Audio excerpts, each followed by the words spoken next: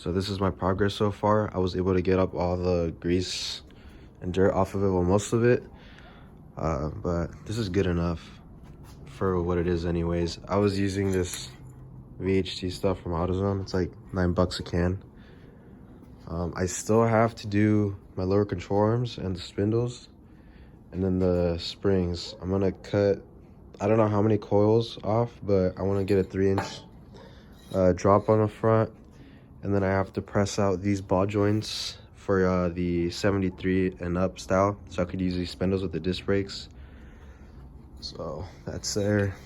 I got the ball joints over here from AutoZone as well. I think they're like 30 something bucks a pop, which I could have found them somewhere else cheaper, but I mean, I didn't really want to order them. But they're FA 1014 for the Duralast ones.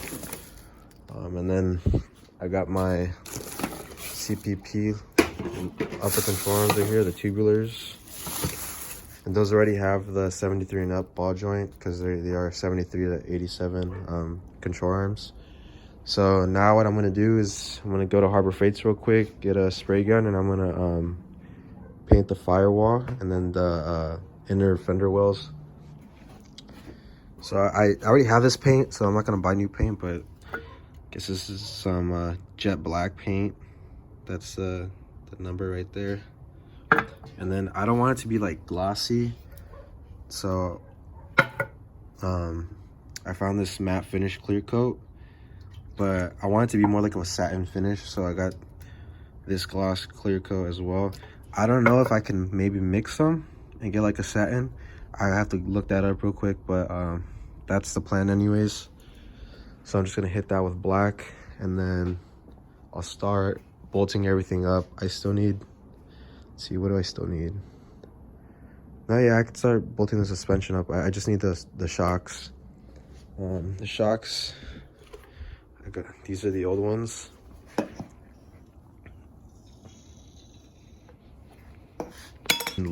I measured the extended length, and I think I got like 15 and a half or something like that. Let me see.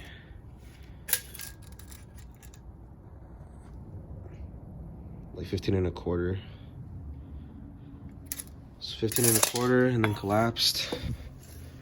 It's like 10 something.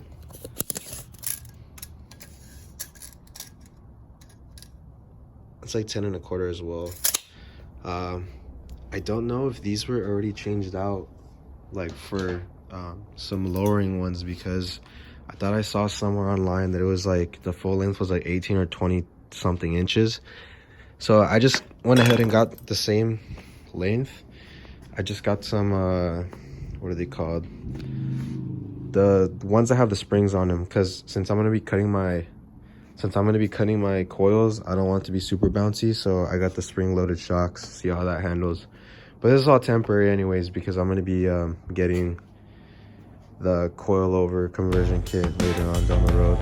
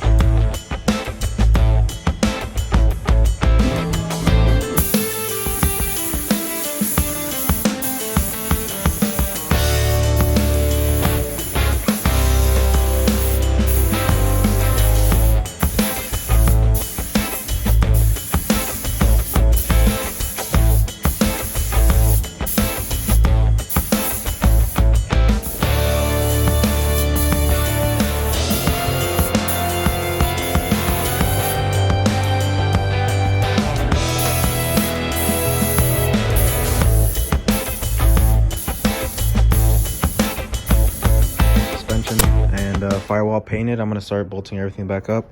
So I still have to press the ball joints out of that one and put the 73 and up ones. I still have to cut the coil, or however many coils it is, for 3-inch drop on that. And then I gotta get my bearings for my rotors. So I'm just gonna start by putting the CPP tubular arms on. It's pretty simple. Just take these bolts off right here.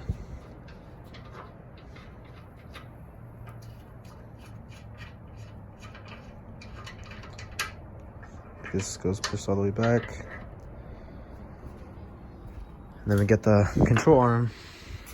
I think the CPP sticker goes facing outwards, so it's gonna go in like this.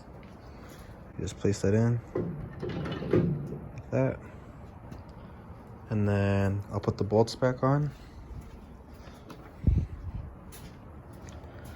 But I'm not gonna do it all the way because I need to put the shims in. I did not count how many shims were in each side.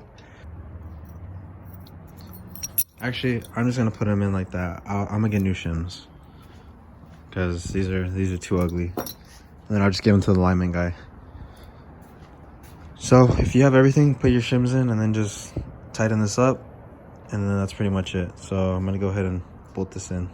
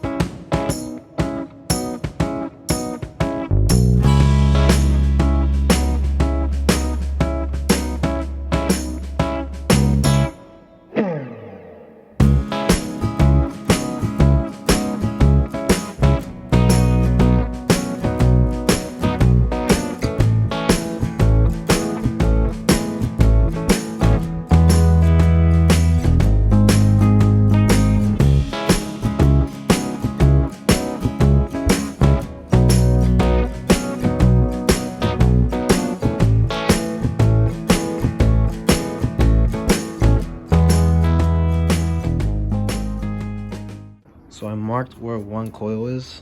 It's right there and right there. So I read online that one coil off the first coil is usually like 2 inches, and then anything after that is like 1 inch.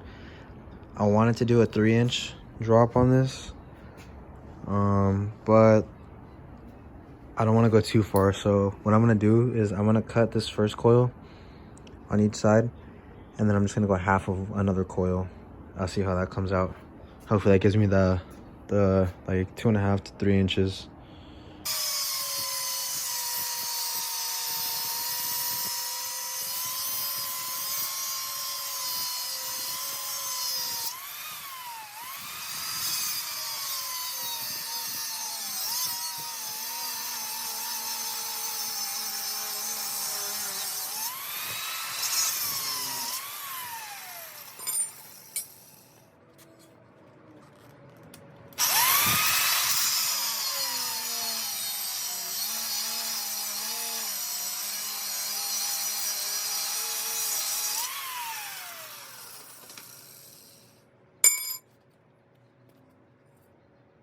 So here's the finished product. After cutting the first coils, I cut the half of the other ones, and I measured them up I just stacked them, and they're pretty close. Like, they're really close. So hopefully they should be the same drop on both sides. All right, so next I gotta press out that ball joint and press in the new one. So to press out the ball joints, you're gonna need a ball joint press kit. This one that I got is from AutoZone. Here's the part number, since sometimes they have trouble finding it. You can just give them that part number. They should be able to pull it up for you. So the thing that sucks about this kit is that this one doesn't come with as many adapters as it used to. The old one that AutoZone had came with so many more cups, so you could do like a lot of different things. But this one's kind of limited, so that's the only bad thing. But for this ball joint press thing, we have everything we need. So you kind of just have to find out what works best. So the method that I'm going to be using is, let's see. So I need something to clear this spindle, so that clears it like that. So since we're going to use that, we have to also let it clear through this press, so that part's gonna go through here. So basically we want this to press that out that way. So that's gonna sit there, and then just like that. And on the other side, we need something to go over the top of the ball joint so it could press out. So we're gonna have a big enough cup to do that. And then we need something to hold it down. So we're just gonna put one of these that doesn't have the open end, or a big enough open end for the spindle to go through. So we're just gonna lay that there. The best way to do this is if you have like a vise or something to hold everything, but I don't have one that's, see, there you go. I don't have one that's like held on to anything, so I'm just gonna try to do it this way. So this is what the setup should look like after you've placed everything where it's supposed to be. So you just have the little, whatever you want to call it, the one that has the hole that goes through. Put that on that bottom end. And then you're gonna have a cup wide enough to clear the whole ball joint.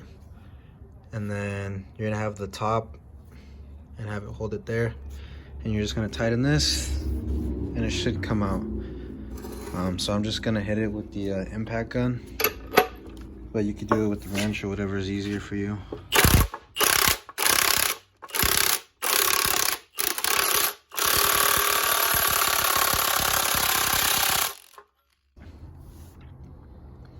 All right, so once you tighten it and once you think it popped out, then just loosen everything up, take the cup off, and then your ball joint should be out like that.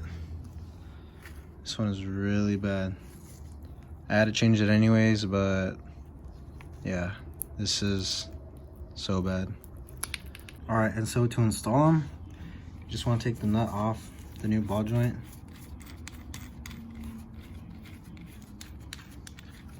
Take it off completely, and then take off the boot. Just pull off like that. Set that aside. Alright, so before I press that in, I'm gonna scrape the inside of pressing it in, cleaning it up. Position this in, just like that. I like to give it a little tap just so it kind of has, just so it could stick. Okay, so now we basically want to do the opposite of what we did last time. So we're gonna get a cup that clears this, because we're not pushing out anymore. So that clears the ball joint. And then we're gonna put this end on it again to clear the spindle on it. Just like that. Then we're gonna get this end and put it over. And then we're gonna get this, make sure it clears the spindle. And then just start tightening it. And then from there, we're just gonna tighten this with the impact, and it should push that all the way in. And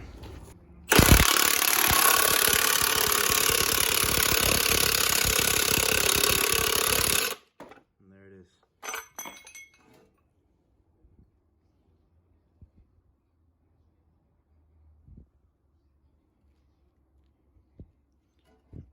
And you just get the boot, slide it back on. Like that, and it's all set. Now I'm gonna install the lower control arms. So basically, these little U-bolts, they are gonna go under like this on each side, and they're gonna come through those two little holes. So I gotta get that underneath. I'm gonna put on a jack, roll it under, and jack it up to where I need it.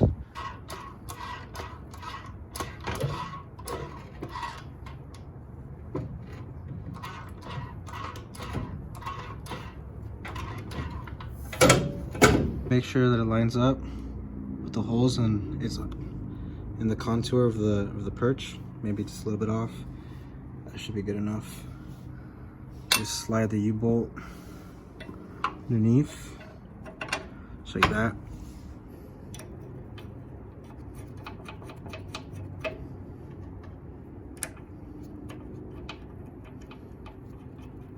Just like that.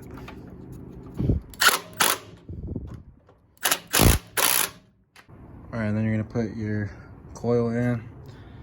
So if I look right here, I can see kind of like a contour right there. So that's where the end of my coil should be lined up. All right, so put your spring in, make sure it's lined up at the bottom, and then make sure it's up there. I already know I got it all dinged up, but it's okay. I'm gonna change these out later. So then after that, put your jack under so it doesn't fall out, and then you could put the spindle on the ball joint. Put the nut over it.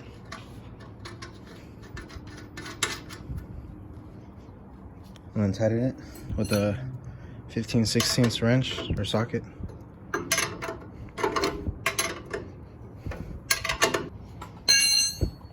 And then drop the jack. There it is. Now let me do the same thing for the other side.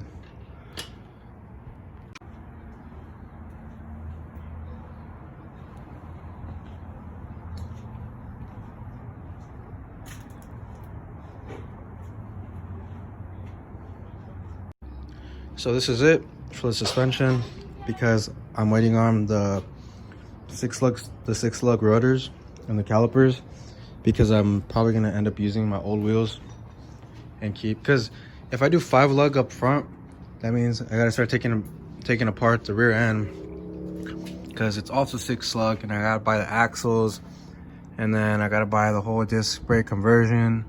That's gonna be a lot of money. So for now, I'm gonna stick with 6 lug. I think CPP sells the 6 lug rotor for like $150. So that's what I'm gonna end up doing. But yeah, looks pretty good. Now tomorrow I could get started on doing the LS swap motor stuff while I wait on that and get it on its wheels. I also might do rack and pinion. I'm not sure yet. I gotta put this. If not, it's just I don't want to clean up all this crap. I don't want to deal with that. I just want to install it, and I want better steering. So I don't know. That's still up for debate. But yeah, this is pretty much it for this segment of the video. So I'll keep it coming with everything else that I do. Later.